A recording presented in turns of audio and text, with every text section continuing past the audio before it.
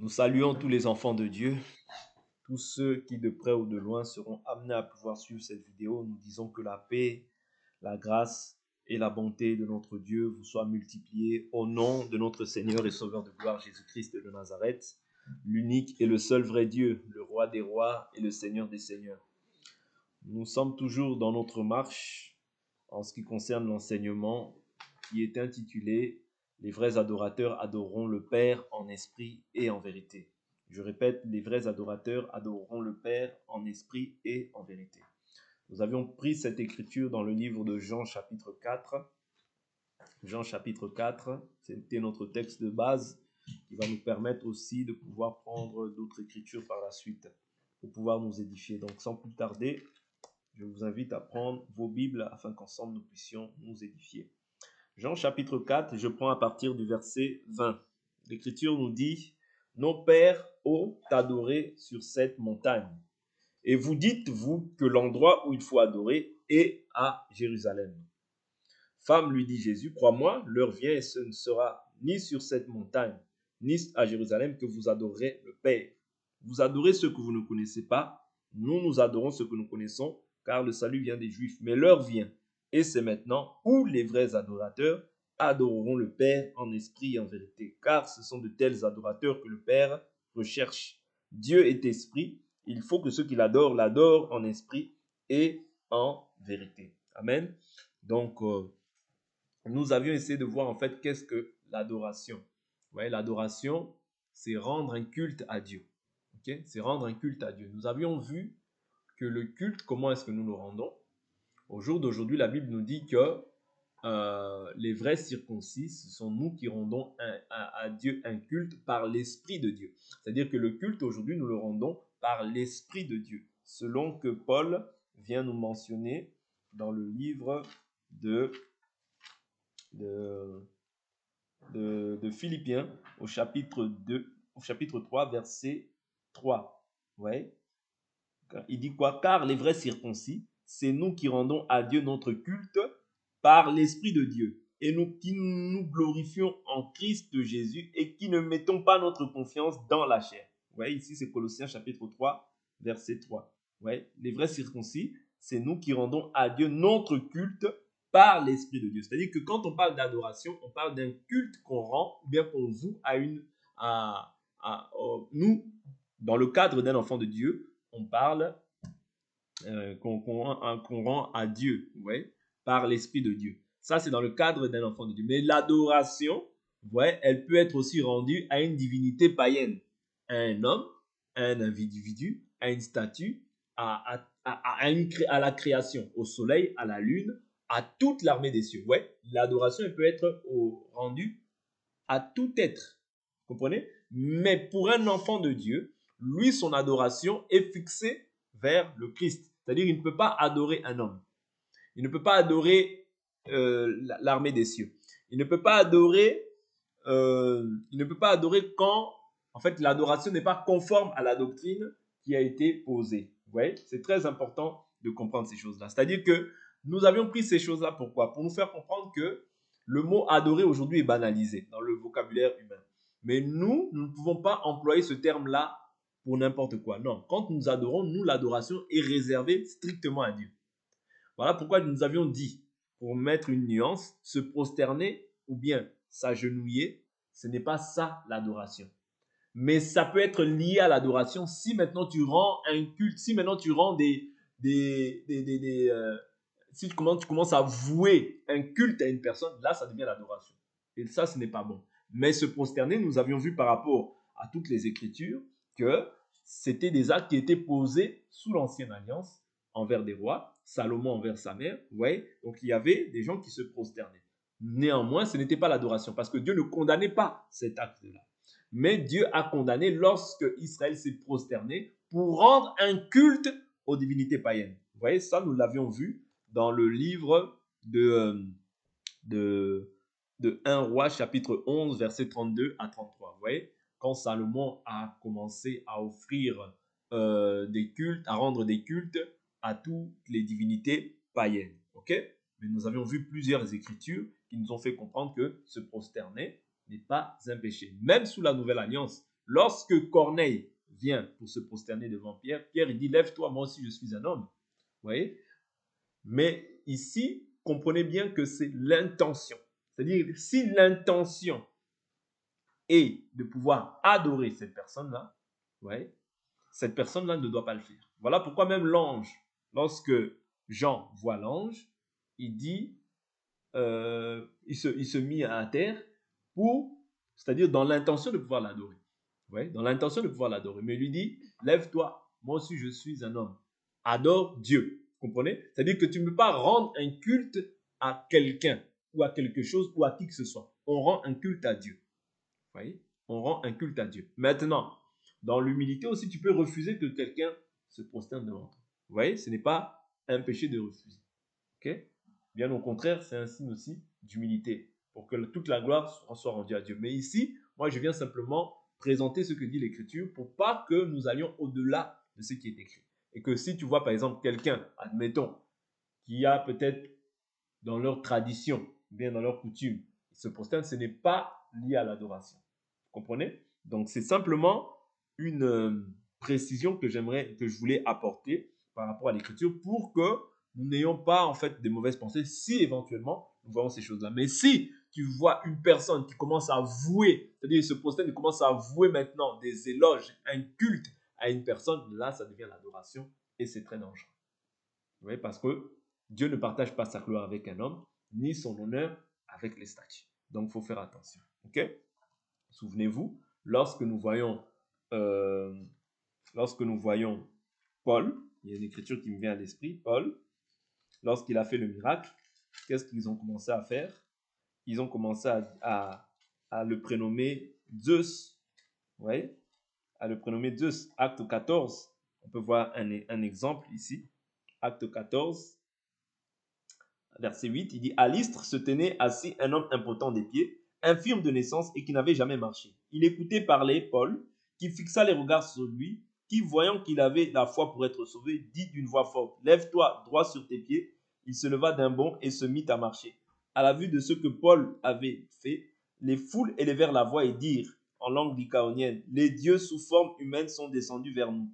Ils appelaient Barnabas Zeus et Paul Hermès parce que c'était lui qui portait la parole. Le prêtre du Zeus qui est devant la ville amena des taureaux et des guirlandes vers les portes et voulait de même que les foules offrir un sacrifice. Vous comprenez? Offrir un sacrifice. Les apôtres Barnabas et Paul l'apprirent, déchirèrent leurs vêtements et se précipitèrent au milieu de la foule en criant aux hommes, pourquoi faites-vous cela? Nous sommes nous aussi des hommes. Vous voyez? Pourquoi Paul dit ça? Pourquoi Paul déchire ses vêtements? Parce que là, Paul, il voit que l'intention avec laquelle ils sont venus, c'est de les vénérer, c'est de les adorer, c'est de les élever au rang des dieux. Et là, s'ils ont accepté ça, la colère de Dieu se sera abattue sur eux. Pourquoi? Parce qu'ils prennent la gloire qui est dédiée à Dieu seul. Est-ce que vous comprenez un peu? Donc c'est ça. Il dit, nous aussi nous sommes des hommes de même nature que vous. Et nous vous annonçons comme une bonne nouvelle qu'il vous faut vous détourner de ces vanités et vous convertir au Dieu vivant qui a fait le ciel et la terre, la mer et tout ce qui s'y trouve. Dans les générations passées, il a laissé toutes les nations suivre leur propre voie, quoiqu'il n'ait cessé de rendre témoignage de ce qu'il est par ses bienfaits, en vous donnant le ciel, les pluies et les saisons fertiles, en vous comblant de nourriture et de bonheur dans le cœur. À peine purent-ils par ces paroles empêcher les foules de leur offrir un sacrifice. Vous voyez, c'est-à-dire les foules voulaient leur offrir un sacrifice, comme s'ils étaient des dieux venus sous forme humaine. Vous voyez? Donc il dit quoi? Puis survinrent d'Antioche et d'Iconium des Juifs qui gagnèrent les foules, lapidèrent Paul et le traînèrent hors de la ville, pensant qu'il était mort. Vous voyez? Donc ici, on voit en fait un exemple de ce qu'est l'adoration en fait qu'on voue à un homme, ouais, qu'on peut vouer à un homme. Et ça, il ne faut pas qu'il en soit ainsi. Ok?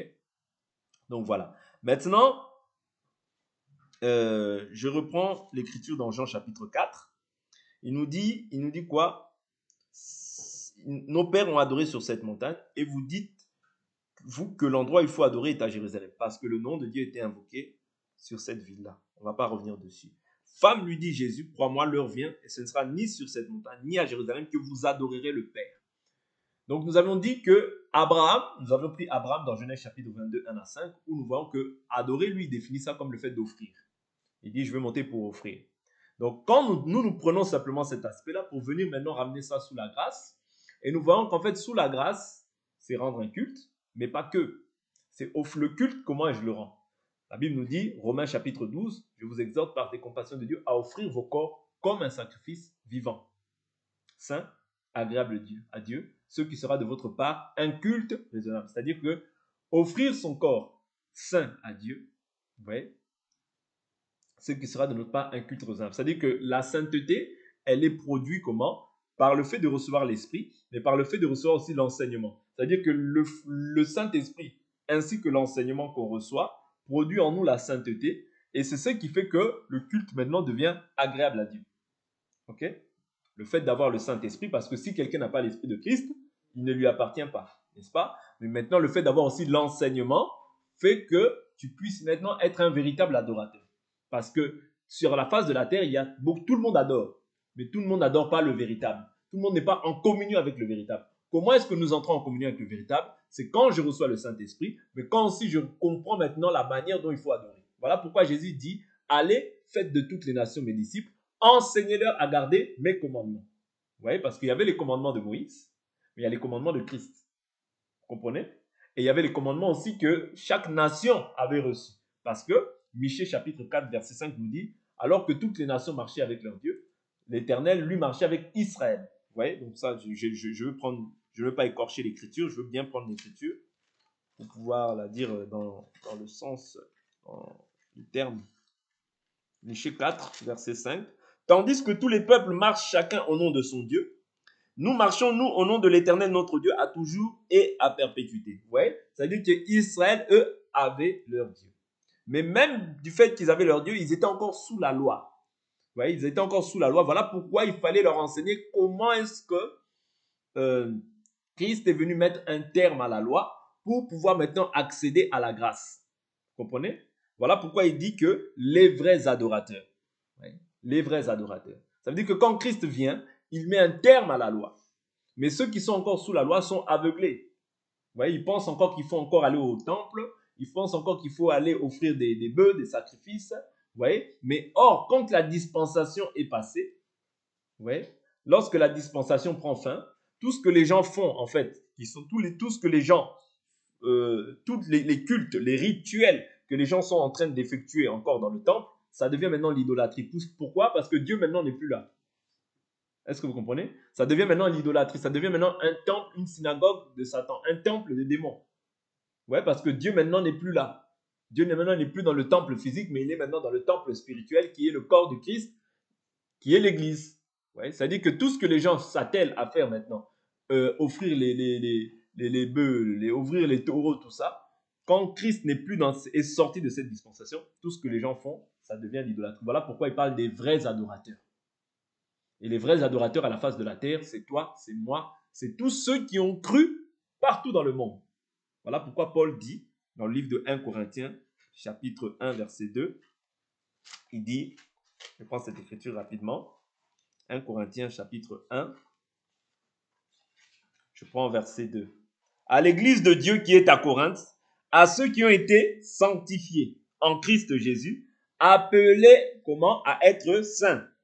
Et à tous ceux qui, en quelque lieu que ce soit, invoquent le nom de notre Seigneur Jésus-Christ, leur Seigneur et le nôtre. Vous comprenez? C'est-à-dire que ton Seigneur devient le mien, lorsque maintenant toi aussi tu as été sanctifié par la foi en Jésus-Christ. Même si tu n'as pas encore atteint un niveau de perfection, mais néanmoins, du fait que déjà Dieu t'a fait bon accueil, il t'a donné son Saint-Esprit, ça veut dire que tu es mon frère. Vous voyez? Bien qu'il puisse y avoir encore peut-être des choses qui font que tu n'es pas encore parfait, ouais, mais néanmoins, Dieu permettra, parce que la Bible dit, celui qui a commencé en nous une œuvre bonne, la rendra parfaite. Ouais, c'est-à-dire que nous sommes appelés à être saints. C'est-à-dire, si je suis appelé, c'est à être saint et à me sanctifier davantage. Parce que je suis saint quand j'ai Christ, mais je dois me sanctifier davantage. Ouais. Donc, c'est ça le véritable adorateur. Le véritable adorateur doit aspirer à se sanctifier davantage, aspirer à être encore plus parfait, jour après jour, aller de gloire en gloire, de perfectionnement en perfectionnement. C'est ça qui doit être le souci ou le désir de tout un chacun dans notre cœur. C'est-à-dire être parfait comme le Seigneur est parfait. Okay?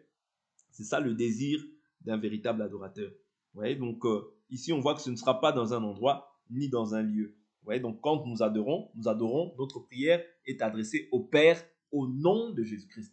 Vous voyez, c'est pour ça que c'est important de comprendre, parce que sinon tu vas adresser ta prière à Dieu en un autre nom. Non, nous adorons le Père au nom de Jésus-Christ. Et nous avions dit que le Père, dans sa position de Dieu, dans sa position de Père, il est créateur. Ouais. Dans sa position de Père, il est créateur. Malachie chapitre 2 verset 10, nous l'avions vu hier. Ouais. N'avons-nous tous pas un seul Père? N'est-ce pas lui qui nous a créés? Ouais. C'est-à-dire dans sa position de Père, il est créateur. Et Dieu, on nous relate par la suite qu'il est esprit. Et un esprit n'a ni chair ni os. C'est-à-dire qu'un esprit, c'est quelque chose d'immatériel. Ça veut dire qu'on ne peut pas matérialiser Dieu quelque part en disant dans cette maison il y a Dieu. Cette télé c'est Dieu. Oh, bon, on ne peut pas représenter Dieu par un ordinateur. Représenter Dieu par une étoile, par le soleil, par la lune ou par quoi que ce soit. Vous voyez? Parce que c'est immatériel. C'est pas pour rien qu'on dit en esprit et en vérité. C'est-à-dire en esprit, c'est-à-dire qu'on ne peut pas imager, on ne peut pas mettre une image. On ne peut pas dire que Dieu c'est l'arbre, on ne peut pas dire que Dieu c'est la pluie, on ne peut pas dire que Dieu c'est le soleil ou quoi que ce soit. Non, toutes ces choses-là, c'est la création. C'est Dieu qui a créé tout, qui en est le créateur de toutes ces choses-là. Voilà pourquoi tu ne peux pas imager Dieu. Tu ne peux pas mettre une colombe et penser que ça c'est le Saint-Esprit. Non. Oui. Tu ne peux pas mettre un poisson et penser que ça c'est Dieu. Non. Ça c'est l'idolâtrie. Oui, parce que Dieu a dit que vous ne ferez pas d'image. Oui. Tu ne peux pas aussi croire que l'endroit où toi tu vas prier, c'est ça la maison de Dieu. Non. Vous comprenez? Tu ne peux pas croire ça parce que dans cette même maison, il peut y avoir la veille une réunion de satanistes. Ce n'est pas un problème pour nous. Pour nous, ce n'est pas un problème. Parce que nous, quand nous venons avec la présence de Dieu. Quand nous partons aussi avec la présence de Dieu. Parce que Dieu habite en nous. Vous voyez? Ce n'est pas un lieu ni un endroit qui va déterminer que Dieu est là ou Dieu n'est pas là. Non, c'est la manière dont nous nous rendons un culte. Vous comprenez? Nous pouvons être dehors, là, à un endroit, nous louons Dieu. Les satanistes viennent après, ils font leur cérémonie, ou bien même ils viennent avant, ils font leur cérémonie. Nous venons juste après, nous rendons aussi notre culte à Dieu. Dieu va être là, parce que nous nous rendons un culte par l'Esprit de Dieu. Est-ce que vous comprenez? Simplement pour vous faire comprendre que ce n'est pas un endroit ou un lieu qui détermine la présence de Dieu. C'est simplement notre présence à nous, les saints, qui formons l'Église et qui rendons à Dieu notre culte par l'Esprit de Dieu. Quand nous parlons de l'Esprit de Dieu, nous parlons de quoi? L'Esprit, c'est aussi la parole. Voilà pourquoi il dit, les vrais adorateurs adoreront le Père en esprit, premièrement, c'est-à-dire quelque chose d'immatériel. Nous ne pouvons pas imaginer, même dans ta pensée. Il faut que toute ta pensée, la Bible nous dit que tout votre être soit conservé irréprochable. L'esprit, l'âme et le corps. C'est-à-dire ta pensée. Dans ta pensée, commence pas à imaginer Dieu est blanc, Dieu a des cheveux tout blancs, Dieu il est blanc avec une longue barbe, il est vieux. Non. Ne commence pas, ça c'est une pensée diabolique parce que la Bible dit Dieu est esprit. Vous comprenez? Commence pas à faire des imaginations. Oh, peut-être l'eau là c'est Dieu. Oh, peut-être dans. Non, ta pensée doit rester pure. Parce que quand tu commences à penser comme ça, tu vas commencer à penser autre chose. Restons dans ce qui est écrit. C'est très important. Oui? Les vrais adorateurs adoreront comment le Père en esprit et en vérité. En vérité, c'est-à-dire, la vérité, c'est ce qui est écrit. Est-ce que vous comprenez? Je vous ai dit que sur cette terre, à la face de cette terre, il y a deux esprits. L'esprit de l'erreur et l'esprit de la vérité. Vous voyez? L'esprit de la vérité, c'est Christ lui-même. Lui-même, il a dit, je suis le chemin, la vérité et la vie. Nul ne vient au Père qu'en passant par moi. Vous comprenez? C'est-à-dire la vérité, c'est ce qui est écrit. Le mensonge, c'est l'ajout. Quand on ajoute, c'est le mensonge. Quand on retranche, c'est le mensonge. Mais quand on demeure dans la doctrine, c'est la vérité. Voilà pourquoi la Bible nous dit, ne mettez pas foi à tout esprit, mais éprouvez les esprits pour savoir s'ils sont de Dieu. Car plusieurs faux prophètes sont venus dans le monde. Reconnaissez à ceci l'Esprit de Dieu.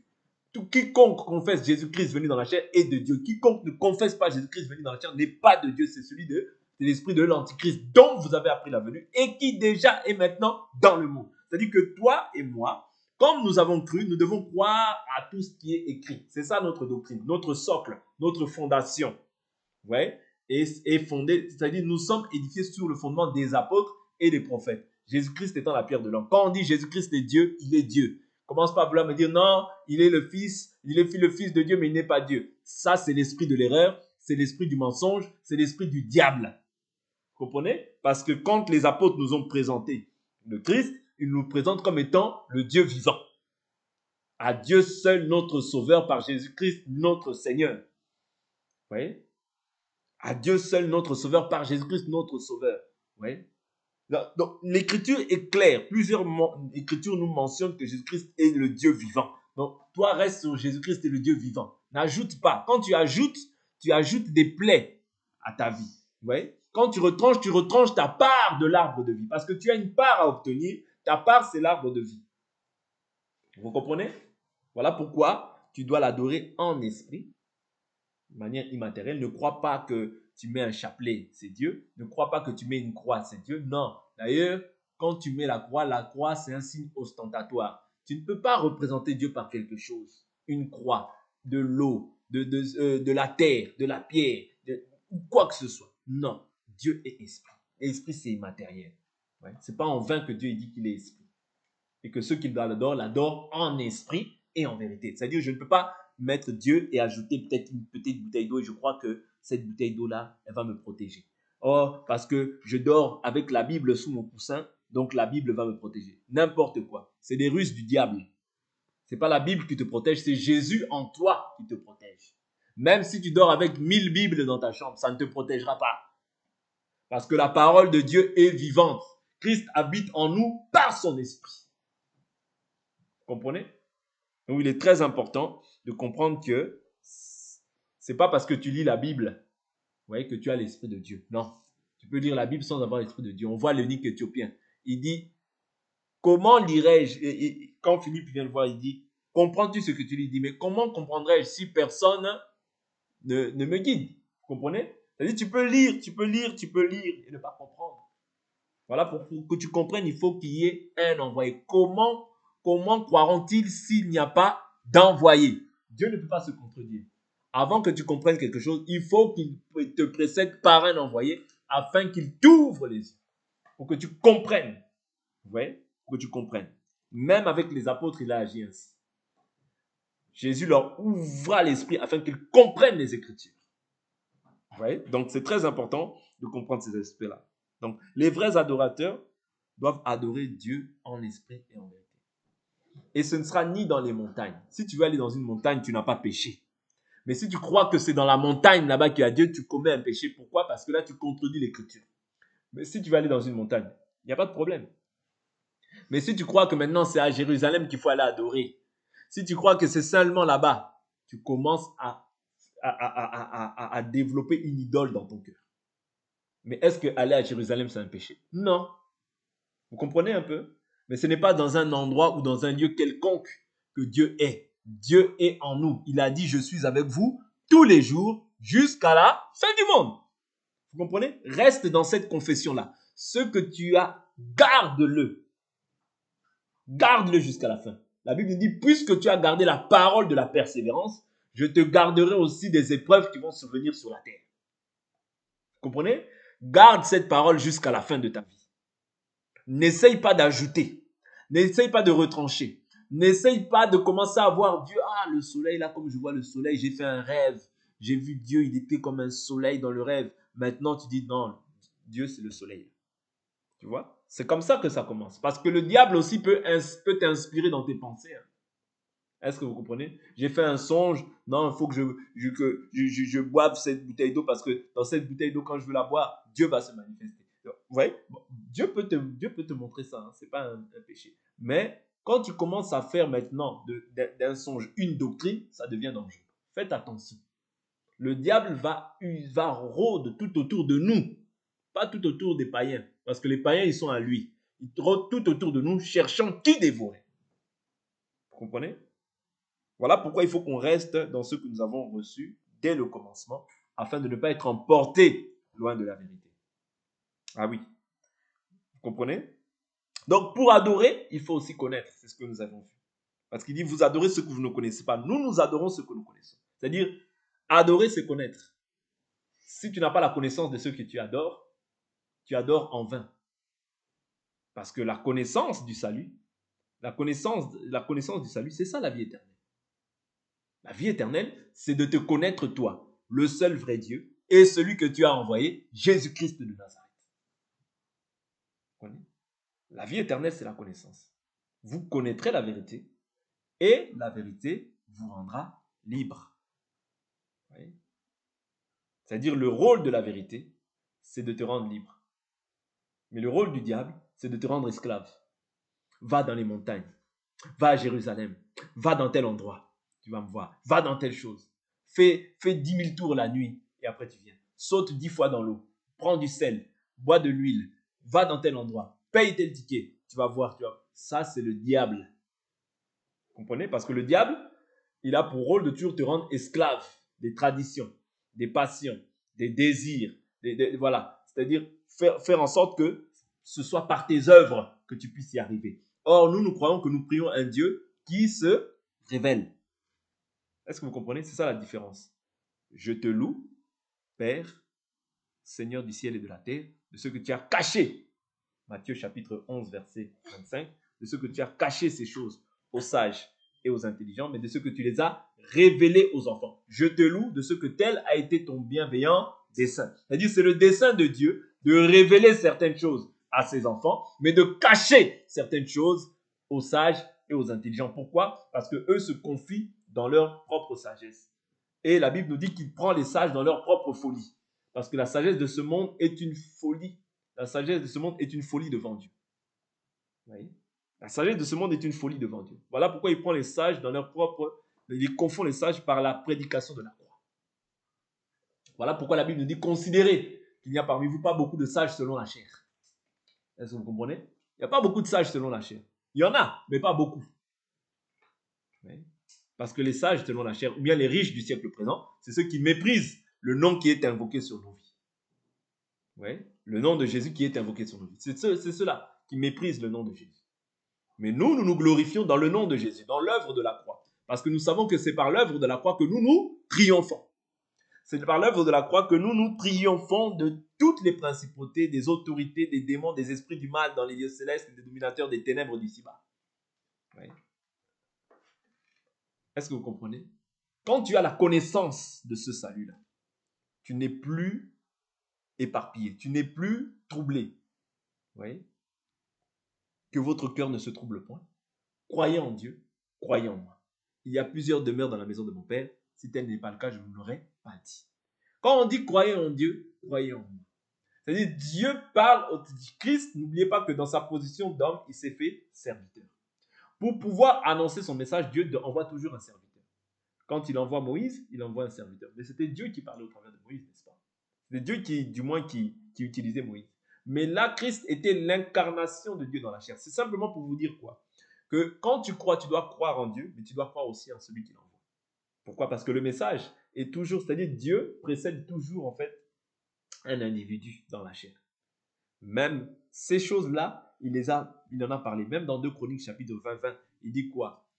Croyez en Dieu, vous serez affermis dans votre défense. Croyez en ses serviteurs les prophètes et vous aurez du succès. Vous comprenez? Ça veut dire que Dieu n'exclut pas le prophète qu'il envoie pour pouvoir en fait accorder le succès à Israël. Vous comprenez? Parce que les prophètes, c'était la bouche de Dieu. Le prophète, c'est la bouche de Dieu. C'est lui qui vient parler de la part de Dieu. Christ aussi, lui, il était Dieu incarné dans la chair. Voilà pourquoi il dit, croyez en Dieu, croyez aussi en moi. Dans la suite des temps, il dit, je ne prie pas seulement pour vous, ça il dit ça aux apôtres, mais je prie pour tous ceux qui croiront en moi au travers de vous. Il dit, celui qui vous écoute, m'écoute. Celui qui m'écoute, écoute celui qui m'a envoyé. Vous comprenez? C'est-à-dire que Dieu, dans cette dispensation-là, même si, parce qu'il y a beaucoup de gens qui disent, oh non, moi c'est Dieu seulement, c'est Dieu seulement. Vraiment, les serviteurs, non. Non, c'est un faux évangile. Parce que Jésus lui-même dit, celui qui vous écoute, m'écoute. Et celui qui vous écoute, écoute celui qui m'a envoyé. C'est-à-dire que Dieu, dans le plan, même dans le travail qu'il effectue au jour d'aujourd'hui, travaille toujours avec l'homme. Vous voyez? La dispensation a été posée comme ça. Elle ne changera pas parce que moi j'ai envie. Elle ne changera pas parce que toi tu as envie. Vous voyez? Si Dieu a établi les choses de cette manière, Dieu ne changera pas. Vous voyez? Tu dois croire en Dieu au travers d'un serviteur que Dieu envoie pour ton salut. quand Paul, Dieu le choisit, il le choisit pour être la lumière des nations. Ça veut dire que ceux qui croiront au message de Paul, ils seront sauvés. Mais ceux qui ne croiront pas, à part la grâce de Dieu, peut-être qu'ils seront sauvés par une autre personne, mais néanmoins, Dieu dit que ceux qui ne croiront pas, secouez vos pieds, secouez vos pieds. En ce jour-là, vous voyez, en ce jour-là, il parle de la ville de Ninive, je crois. Il dit sera traité avec la ville de Sodome et Gomorrhe sera traité avec moins de rigueur que cette ville-là. Vous voyez? Parce que si Sodome et Gomorrhe, ils auront vu tous ces miracles, ils se seront repentis. Vous comprenez? Simplement pour nous faire comprendre que dans cette dispensation dans laquelle nous sommes, Dieu travaille avec les hommes. Voilà pourquoi Paul dira, comme si Dieu exhortait par nous. Vous voyez? C'est-à-dire Dieu travaille avec les hommes. Voilà pourquoi Jésus dit même, croyez en Dieu, croyez en moi. Jésus est Dieu, mais dans sa position d'homme, il s'est fait fils, il s'est fait serviteur. Voilà pourquoi il reproduit aussi la même chose au jour d'aujourd'hui. Mais aucun serviteur n'a en lui la plénitude, n'a en lui l'esprit sans mesure. Non. Le serviteur, à la différence de Jésus, c'est que Jésus était Dieu. Oui, Jésus est Dieu. Oui, pas était, est Dieu. Ok?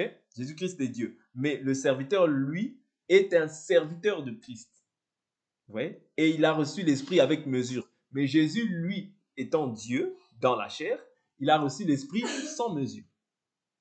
Vous comprenez? Mais cela n'enlève pas le fait que Dieu travaille avec les hommes. Parce que moi, j'ai entendu souvent des gens, non, moi, c'est Dieu seulement. Hein. Moi, les hommes, non, ça n'existe pas. Ça n'existe pas. Le salut est toujours précédé d'un serviteur. Vous voyez? Comment croiront-ils s'il n'y a pas d'envoyé? Vous comprenez? Simplement pour nous dire que quand tu as la connaissance du véritable salut, tu dois agir conformément à ce qui est écrit. Parce que la vie éternelle, c'est de connaître. Si tu as cette connaissance-là, c'est ton salut, c'est la paix, c'est la joie par le Saint-Esprit. Et Dieu va approuver tes voies. Quand tu gardes la parole de Dieu, Dieu aussi te garde. Mais quand ce que tu fais contredit la parole de Dieu, Dieu n'est pas avec toi. Je vous assure. Parce que Dieu est derrière sa parole pour l'accomplir. Voilà pourquoi soyez fidèles, demeurez dans la parole. N'ajoutez pas vos raisonnements, vos pensées, votre philosophie. Non.